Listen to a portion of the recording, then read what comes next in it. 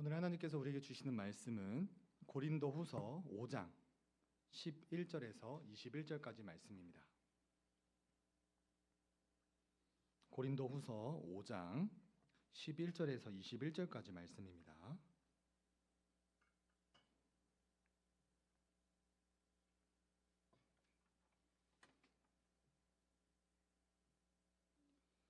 고린도후서 5장 11절에서 21절까지 말씀 함께 교독하시겠습니다. 우리는 주의 두려우심을 알므로 사람들을 권면하거니와 우리가 하나님 앞에 알리어졌으니 또 너희의 양심에도 알려지기를 바라노라.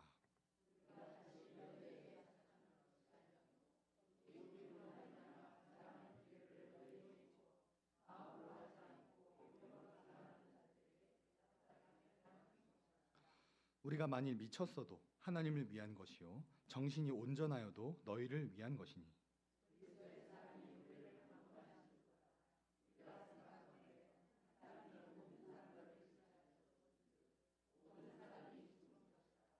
그가 모든 사람을 대신하여 죽으심은 살아있는 자들로 하여금 다시는 그들 자신을 위하여 살지 않고 오직 그들을 대신하여 죽었다가 다시 살아나신 이를 위하여 살게 하려 함이라.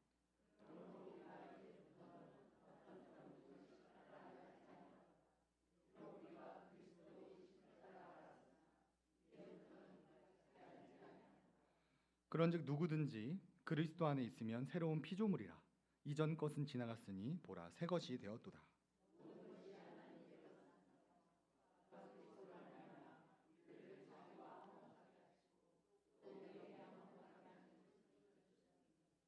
곧 하나님께서 그리스도 안에 계시사 세상을 자기와 화목하게 하시며 그들의 죄를 그들에게 돌리지 아니하시고 화목하게 하는 말씀을 우리에게 부탁하셨느니라.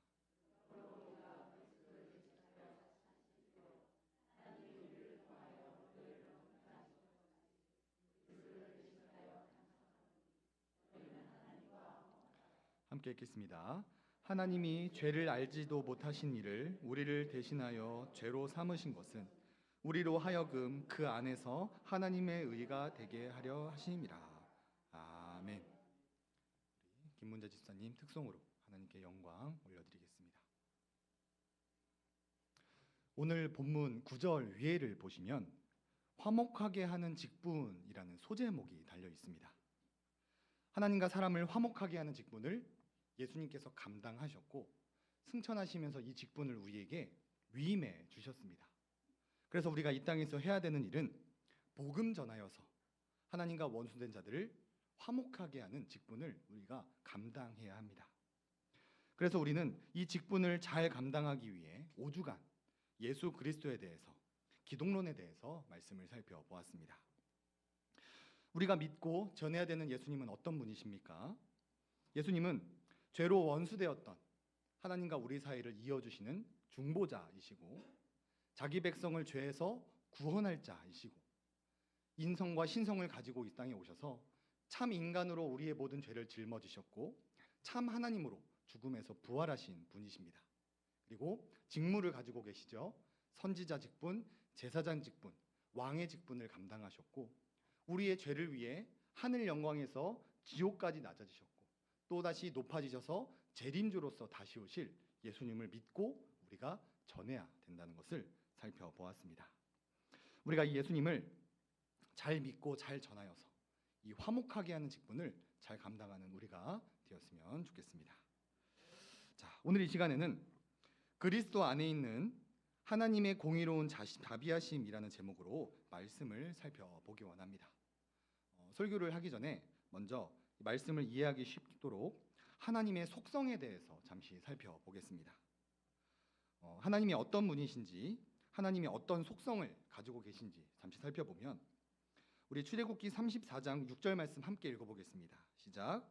여호와께서 그의 앞으로 지나시며 선포하시되 여호와라 여호와라 자비롭고 은혜롭고 노하기를 더디하고 인자와 진실이 많은 하나님이라. 우리가 믿는 하나님은 자비로우시고 은혜로우시고 노하기를 더디하시고 인자와 진실이 많으신 분이십니다. 그래서 아담과 하와가 선악과를 먹었을 때에도 이스라엘 백성들이 수십 번 수백 번 배신을 하셨을 때에도 우리가 매일매일 죄에 걸려 넘어질 때에도 하나님은 우리를 오래 참아주시고 늘 사랑하시는 분, 자비가 충만하신 분이 우리가 믿는 하나님이십니다. 그런데 또한 우리가 믿는 하나님은 또한 공의로우신 분이십니다.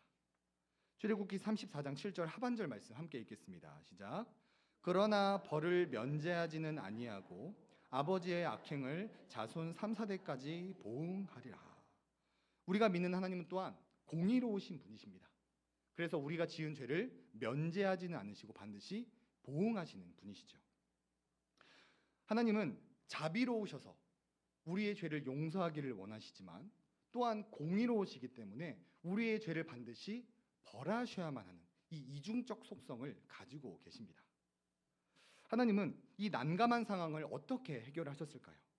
어떤 사역을 통해 하나님의 자비와 공의 모두를 우리에게 보여주셨을까요?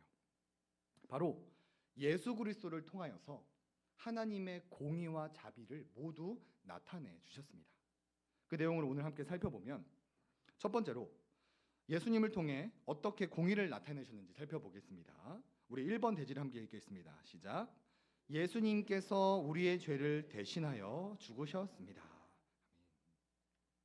하나님은 죄에 빠진 인간을 여전히 사랑하셨고 인간에게 자비를 베풀기 원하셨습니다.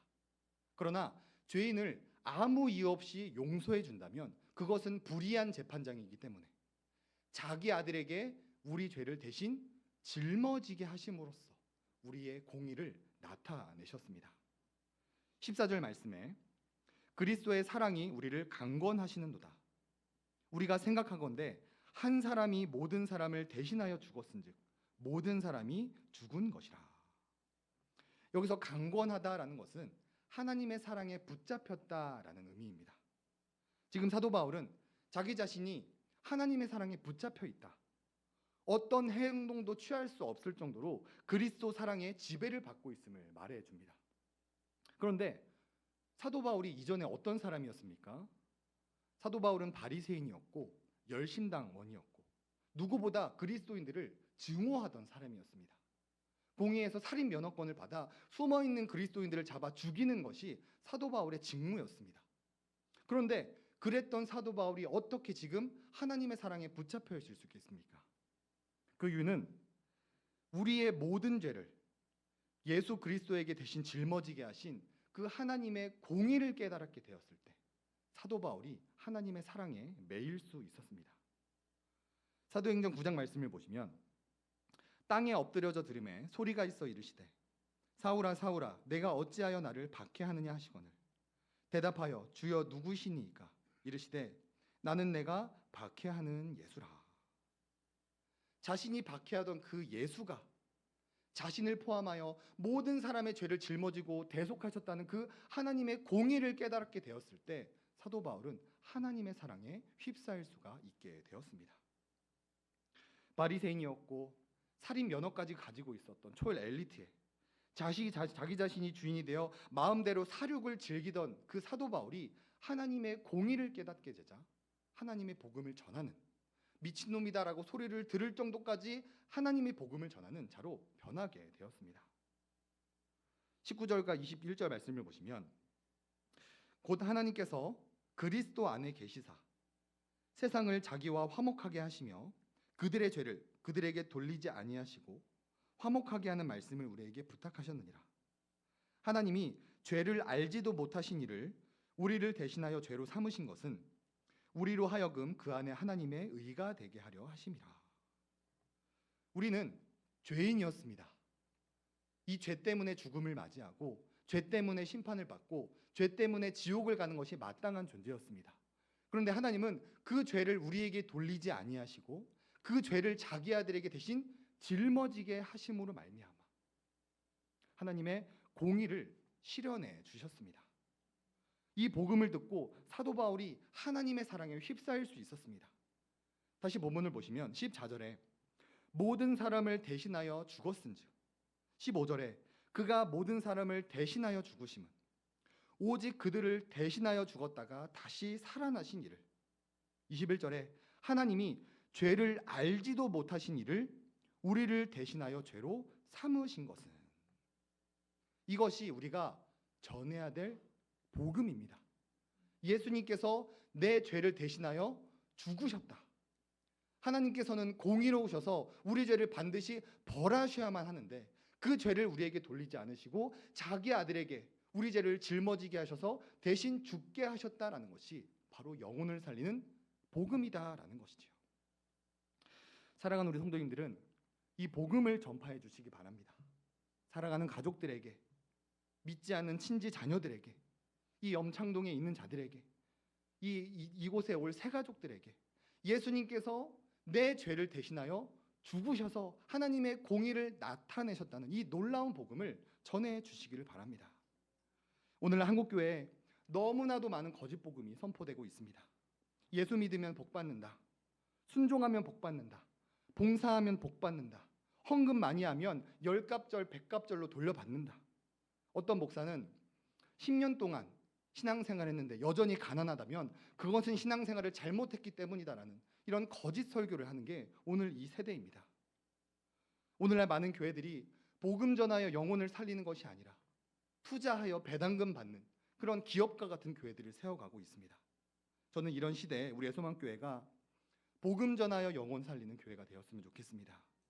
하나님과 원수된 자들에게 복음 전하여 이 화목해하는 직분을 잘 감당하는 우리가 되었으면 좋겠습니다. 그러기 위해서는 내가 먼저 하나님의 공의를 알고 이 공의를 전할 수 있어야 됩니다.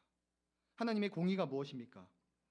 노르트 신경 둘째 교리 2장을 보시면 하나님의 공의에 대해 이렇게 고백을 합니다. 우리 스스로는 이런 만족을 이룰 수 없으며 하나님의 진노에서 우리 자신을 구원할 수 없기에 하나님이 우리를 대신하여 그분의 공의를 만족시킬 수 있도록 그리고 우리를 대신하여 친히 죄와 저주가 되신 그분의 독생자를 우리의 보증으로 주셨습니다 라고 고백합니다. 사도 바울이 이 하나님의 공의를 깨닫고 난 후에 하나님의 사랑을 전하는 자가 되었습니다.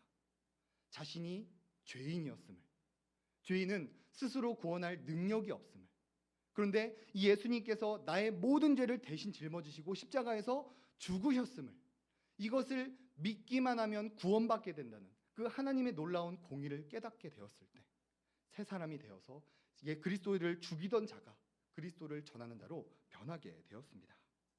우리도 이 복음을 전합시다. 우리가 죄인이라는 것, 우리가 죄인이기 때문에 죽는 것이고 이 죄 때문에 심판받는 것이고 이 죄 때문에 지옥 간다는 것임을, 그런데 하나님께서 그 죄를 우리에게 돌리지 아니하시고 자기 아들에게 대신 짊어지게 하셨다는 것을, 예수님께서 나를 살리기 위해 죄와 저주를 받았다는 이것을 믿고 신뢰하기만 하면 우리가 영생의 복을 얻을 수 있게 된다는 이 놀라운 복음을 우리가 전하는 예소망교회가 되었으면 좋겠습니다.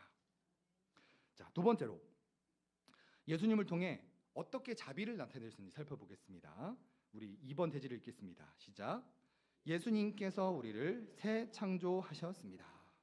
15절 17절 말씀에 그가 모든 사람을 대신하여 죽으심은 살아있는 자들로 하여금 다시는 그들 자신을 위하여 살지 않고 오직 그들을 대신하여 죽었다가 다시 살아나신 이를 위하여 살게 하려 함이라. 그러므로 우리가 이제부터는 어떤 사람도 육신을 따라 알지 아니하노니 비록 우리가 그리스도도 육신을 따라 알았으나 이제부터는 그같이 알지 아니하노라. 우리 17절 말씀 함께 읽겠습니다. 그런즉 누구든지 그리스도 안에 있으면 피조물이라. 이전 것은 지나갔으니 보라 새 것이 되었도다. 아멘. 하나님은 예수님을 믿는 자들에게 새로운 피조물이 된 자비를 베푸십니다. 새로운 피조물이 된다는 것은 망가졌던 인생이 정상적인 삶으로 되돌아가는 것을 의미합니다. 자기 자신을 위해 살던 삶이 그리스도를 위해 살고 육체 생각대로 살던 삶이 성령의 인도함을 따라 사는, 한마디로 자기 중심적인 삶에서 그리스도로 중심으로 살아가는 이 모든 것이 하나님의 자비로 주어진다라고 말합니다. 웨스트민스터 소유문답 1문을 보면 사람의 제일 되는 목적이 무엇인가를 우리에게 소개합니다. 우리 답을 함께 읽어볼까요? 시작. 사람의 제일 되는 목적은 하나님을 영화롭게 하는 것과 영원토록 그를 즐거워하는 것입니다. 사람의 제일 되는 목적은 하나님을 영화롭게 하고 그를 영원토록 즐거워하는 것이 우리의 제일 되는 존재 목적입니다. 그러나 우리가 죄의 종노릇할 때는 자기 자신을 영화롭게 하였고 세상 물질을 통해 즐거움을 가지려고 하였습니다. 하나님께서 우리를 만드신 그 목적과 잘못된 방향, 망가진 방향으로 우리가 삶을 살아가고 있었죠. 그러나 우리가 예수 그리스도를 믿기만 하면 우리를 새로운 피조물로 만들어 그 망가졌던 인생을 온전한 삶, 하나님께서 우리를 창조하셨던 그 존재 목적에 맞는 삶으로 우리를 다시 변화시켜 주십니다. 마치 고장났던 기계가 수리되는 것처럼, 음이 나갔던 악기가 조율이 되는 것처럼, 아팠던 몸이 정상으로 돌아오는 것처럼 영적 질병에 걸렸던 우리가 예수님을 믿기만 하면 이 건강의 몸으로 돌아오는 자비를 베풀어 주신다는 것입니다. 저 같은 경우에는 어린 시절에 가진 능력도 없었고 우울증도 너무 심했고, 그래서 저에게 남아있었던 건 악밖에 남아있지 않았었습니다. 그래서 악바리처럼 어른이 되면 부자가 돼야지, 어떻게 해서든 돈을 많이 벌어야지 라고 생각하며 살았었습니다. 그런데 24살에 예수님께서 내 죄를 대신하여 돌아가셨다라는 그 복음을 알게 된 이후에 망가졌었던 제 인생이 완전히 바뀌는 변화를 경험하게 되었습니다. 우울증과 그 악만 남았던 인생이 하나님을 예배하고 찬송하는 삶으로 변할 수 있게 되었고, 어떻게 해서든 부자가 되겠다는 그 삶의 목표가 하나님 한 분만으로 충분히 감사한 삶으로 변할 수 있게 되었습니다. 그리고 그뿐만이 아니라 하나님께서 저에게 이 화목하게 하는 직분을 맡겨 이 새로운 인생을 살아갈 수 있는 자비를 베풀어 주셨습니다. 18절에서 20절을 보시면 모든 것이 하나님께로서 났으며 그가 그리스도로 말미암아 우리를 자기와 화목하게 하시고 또 우리에게 화목하게 하는 직분을 주셨으니 곧 하나님께서 그리스도 안에 계시사 세상을 자기와 화목하게 하시고 그들의 죄를 그들에게 돌리지 아니하시고 화목하게 하는 말씀을 우리에게 부탁하셨느니라. 그러므로 우리가 그리스도를 대신하여 사신이 되어 하나님이 우리를 통하여 너희를 권면하시는 것 같이 그리스도를 대신하여 간증하노니 너희가 하나님과 화목하라. 예수님을 만나기 전까지 제 인생은 정말 엉망이었습니다.